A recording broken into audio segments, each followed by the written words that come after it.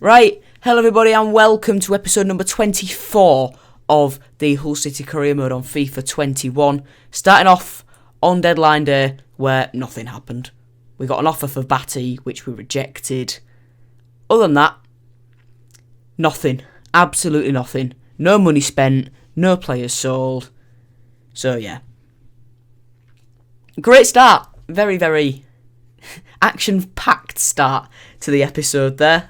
Sure you were all expecting only such a dramatic opening when you clicked on this video on this fine day. Or it might be raining, I don't know, it might not be a fine day, might be horrible, I don't know.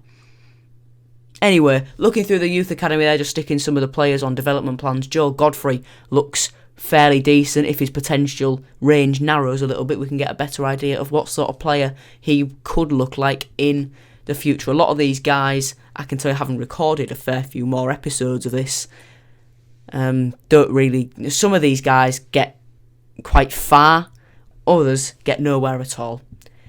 Anyway, moving on. First game of the episode, we take on Huddersfield at the Caircom Stadium, who will have a certain Mr. Tom Eaves in their ranks. Would he grab a goal? Wait and find out. 14th minute, Emmanuel would play through Semenyo. He'd find Jack Byrne and the number 20 would smash it in for 1-0. Brilliant start. Early goal. Settles some nerves. Easy stuff. And then Karoma absolutely sends Reece Burke to the cleaners. And he gets past Jacob Greaves, who's already booked, so I can't dive in and try and get the ball just in case.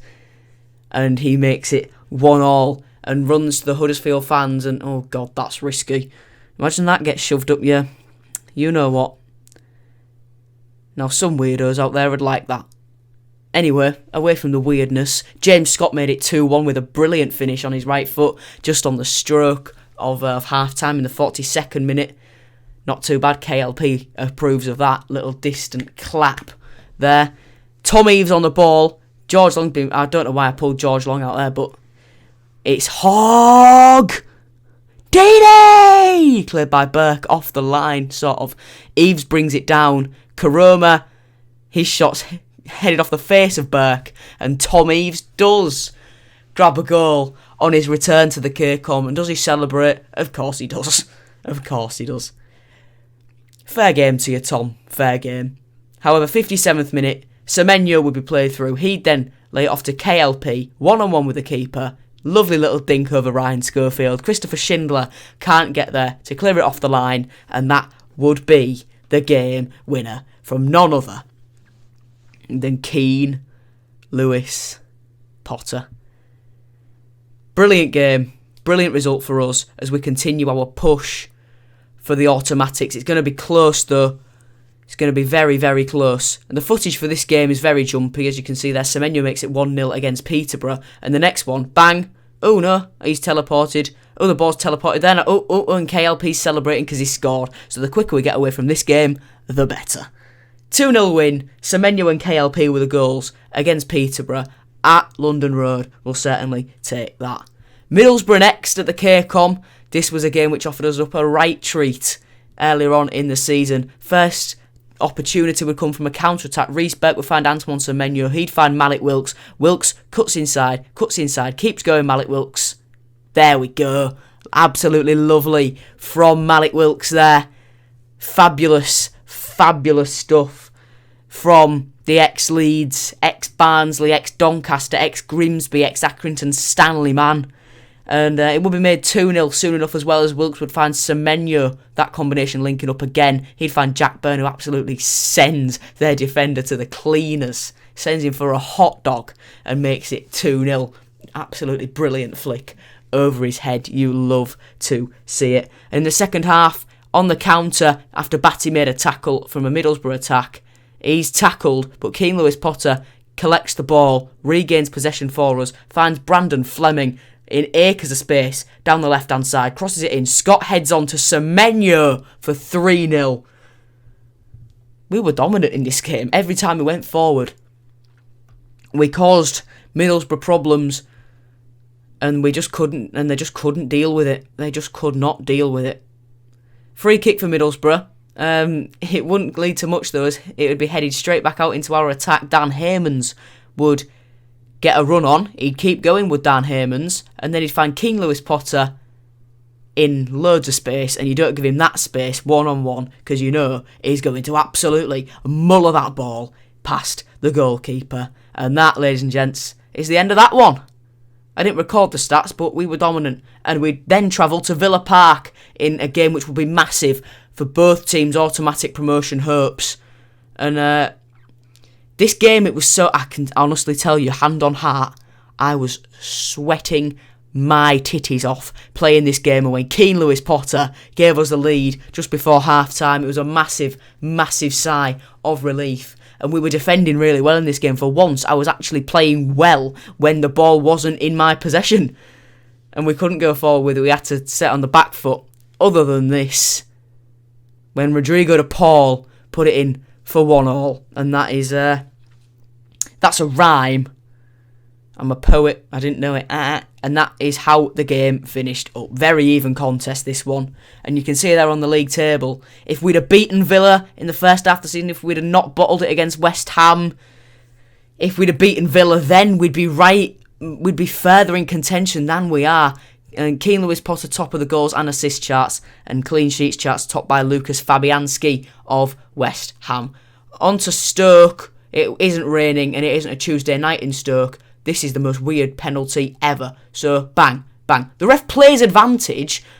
Then as soon as Burke touches the ball to clear it, he goes back and gives the penalty.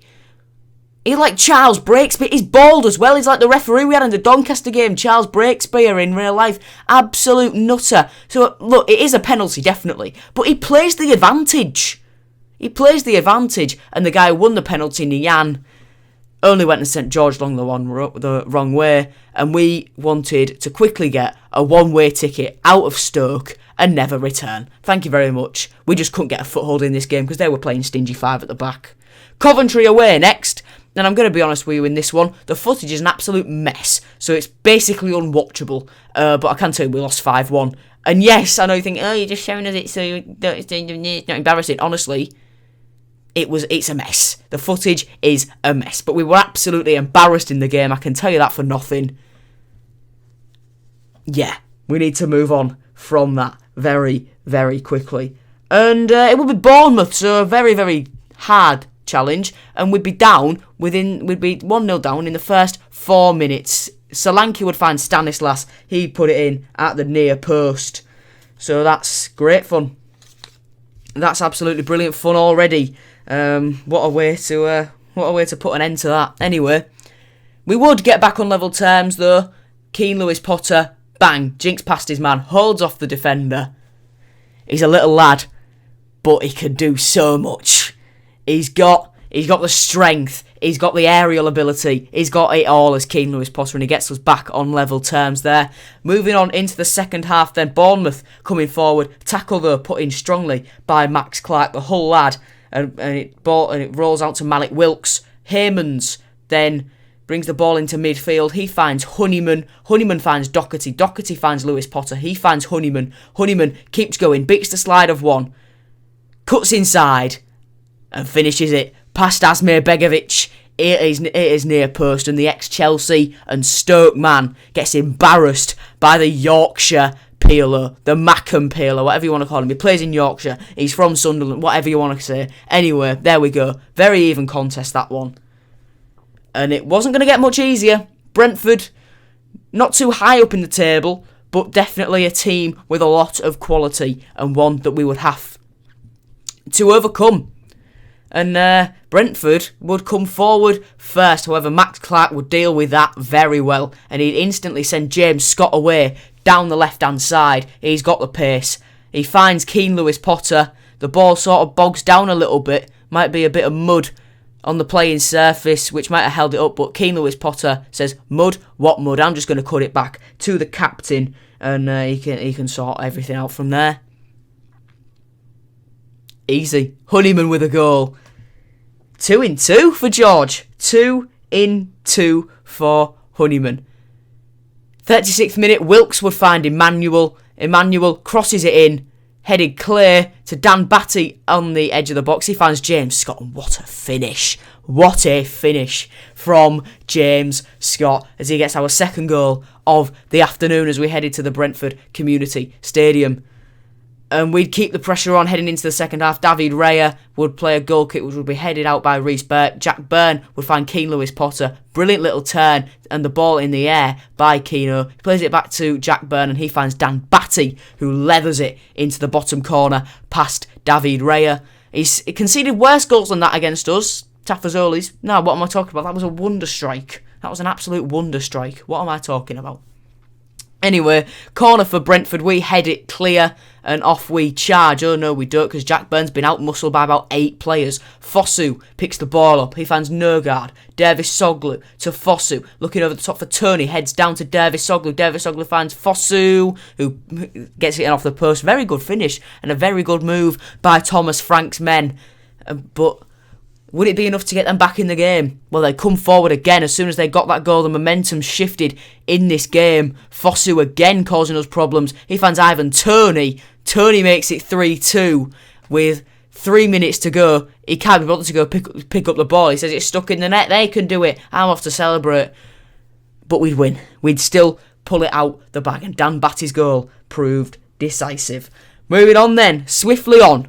Back on home soil, we'd face Blackburn at the KCOM. Max Clark will give away a penalty in the 10th minute. Definitely a penalty, just plain tripped him up. You can't argue with that. Sorry boys, you can't argue with it. As much as you might want to, you can't argue with that. It's a definite penalty. And Bradley Dack would step up and send George Long the wrong way. 1-0 to Blackburn, and we had an uphill task after just 10 minutes to get back into this game and claim the 3 points and keep our automatic promotion hopes alive. James Scott would play through Jack Byrne. Byrne would find Lewis-Potter. Beautiful little flick by Jack Byrne. Beautiful little back heel, whatever you want to call it. And the finish by Keane Lewis-Potter is all that you can expect of this man in this career mode. He's heading for the top of the goal scoring charts in his first 2 seasons, in our first 2 seasons of this career mode. And James Scott, what a finish. Keeper will be fuming with that. What's he done? How has he let that in? And Scott busts one out. Not in that way. Class. Brereton finds Lewis Holtby. Remember him? Brereton goes back to Holtby. Beats Jacob Greaves and then just falls on the floor. Dolan finds Holtby, whose shot saved, but the follow through from Greaves is a penalty, and that's going to be a red card. Yes, it is.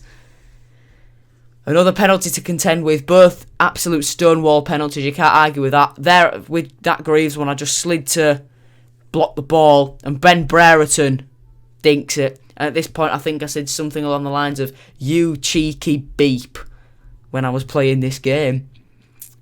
Don't know what happened to my voice there, but whatever. We'll roll with it. Anyway, we'd come forward again. Semenyo, played through by Batty, turns his man. Turns another one. Turns him again. Cuts past another one. That's a brilliant bit of play by Antoine Semenyo in the penalty area to do all that, and then it doesn't show you the zoomed in celebrations of him sharing the moment with the City fans.